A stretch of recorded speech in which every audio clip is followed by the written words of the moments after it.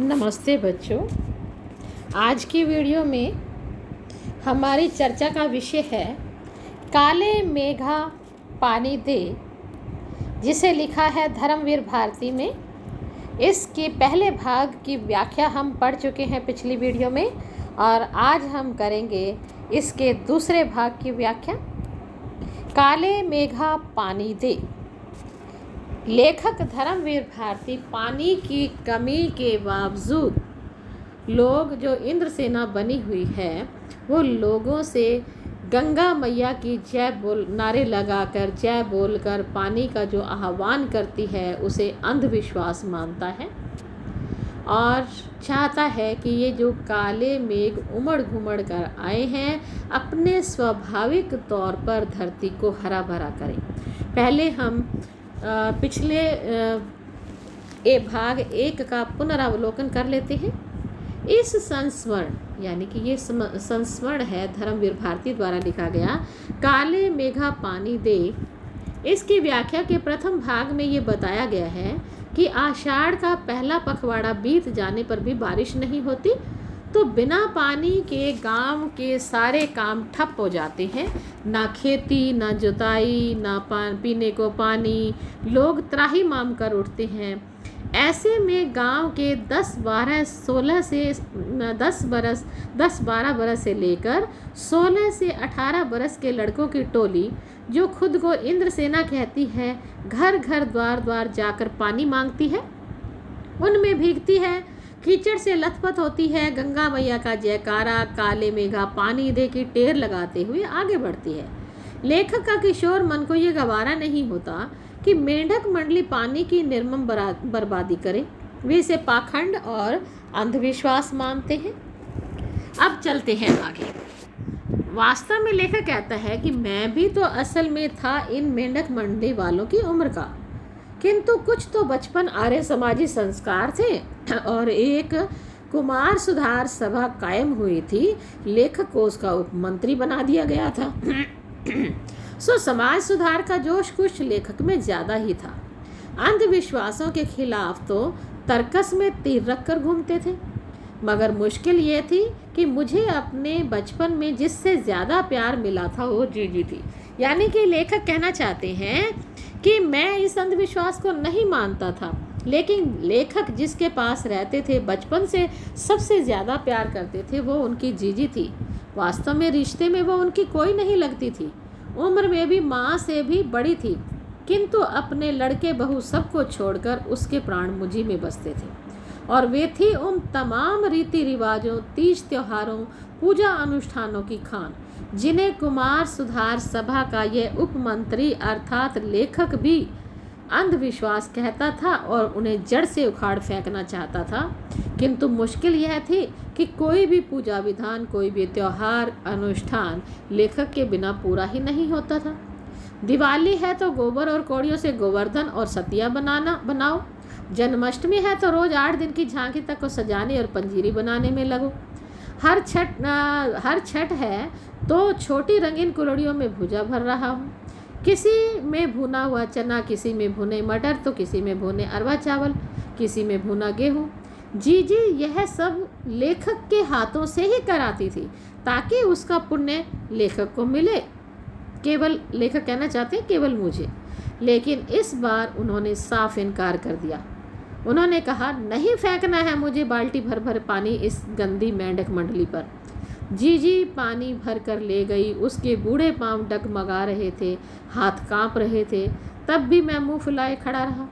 शाम को उन्होंने लड्डी मठरी खाने को दिए तो मैंने उन्हें हाथ से अलग खिसका दिया और मुंह फेर कर बैठ गया। जीजी से बोला भी नहीं गुस्से के मारे। पहले तो वो तमतमाई, गुस्सा किया, लेकिन ज़्यादा देर तक उनका गुस्सा नहीं रहा। पास आकर मेरा सर अपनी गोद में लेकर बोली, देख भैया रूठ मत, मेरी बात सुन, यह सब अंधविश्वास नहीं है। हम इन्हें पानी नहीं देंगे तो भला इंद्र देवता हमें पानी कैसे देंगे। मैं फिर भी कुछ नहीं बोला तो जीजी बोली, तो इसे पानी की बर्बादी समझता है ना, पर यह बर्बादी है नहीं, यह पानी का अर्घ्य चढ़ाते हैं। अर्घ्य यानी कि उनको अर्पण करते हैं। जो चीज़ मनुष्य पाना चाहता है पहले उसे देगा नहीं तो पाएगा कैसे, यानी पहले दिया जाता है और फिर उसे पाया जाता है। इसीलिए ऋषि मुनियों ने दान को सबसे ऊंचा स्थान दिया है। ऋषि मुनियों को काहे बदनाम करती हो जीजी? लेखक ने कहा। क्या उन्होंने कहा था कि जब आदमी बूंद बूंद पानी को तरसे तो पानी कीचड़ में बहाओ? कुछ देर तो जीजी चुप रही, फिर मठरी मेरे मुंह में डालते हुए बोली, देख, बिना त्याग के दान नहीं होता। अगर तेरे पास लाखों करोड़ों रुपए हैं तो उसमें से 2-4 रुपए किसी को दे दे तो यह कोई त्याग थी हुआ? जीजी के कहने का अभिप्राय है, अगर किसी व्यक्ति के पास बहुत ज़्यादा है, उसमें थोड़ा सा निकाल कर दे देगा तो वो कोई त्याग नहीं है। त्याग तो वो होता है जो चीज़ किसी व्यक्ति के पास कम होती है, जिसकी ज़रूरत उस व्यक्ति को भी होती है, लेकिन फिर भी अपनी ज़रूरत को पीछे रखकर वह दूसरे के कल्याण के लिए उसे दे देता है। त्याग तो असली वह होता है, दान तो वही असली होता है और उसी से उसका फल मिलता है। कहने का अभिप्राय दीदी जीजी का था कि पानी अब कमी है सब लोगों के पास। यदि कमी होते हुए भी लोग पानी को उन पर बहाते हैं, तभी असली दान है, असली फ़ायदा होगा और उन्हें ज़्यादा पानी मिलेगा। फल वल कुछ नहीं मिलता, यह सब ढकोसला है, लेखक ने कहा। पर किंतु कहीं मेरे तर्कों का किला पस्त होने लगा था, मगर मैं भी अपनी जिद पर अड़ा था। फिर जीजी बोली, देख, तू अभी से पढ़ लिख गया है ना, मैंने तो गांव के मदरसे का मुंह भी नहीं देखा। मदरसा होता स्कूल। पर एक बात देखी है कि अगर 30-40 मन गेहूं उगाना है तो किसान 5-6 सेर अच्छा गेहूं अपने पास से लेकर ज़मीन में क्यारियां बनाकर फेंक देता है। उसे बुआई कहते हैं। यह जो सूखे हम अपने घर का पानी इन पर फेंकते हैं, वह भी तो बुआई है।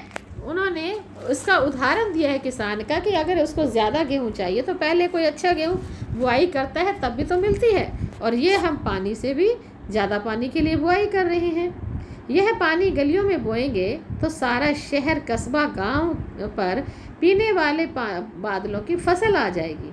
हम बीज बनाकर पानी देते हैं और काले मेघा से पानी मांगते हैं। सब ऋषि मुनि कह गए हैं कि पहले खुद दो, तब देवता तुम्हें 4 8 गुना करके लौटाएंगे।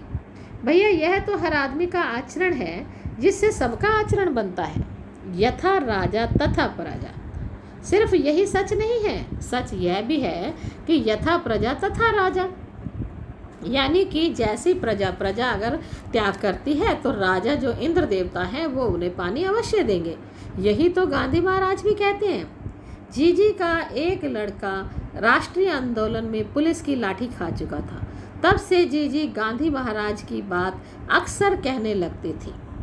इन बातों को आज 50 से ज़्यादा वर्ष होने को आए, पर ज्यों का त्यों मन पर दर्ज है। लेखक अभी भी नहीं भूला है इस बात को, जो बातें जीजी कहा करती थी। कभी कभी कैसे कैसे संदर्भों में ये बातें मन को कचोट जाती हैं। हम आज देश के लिए क्या करते हैं?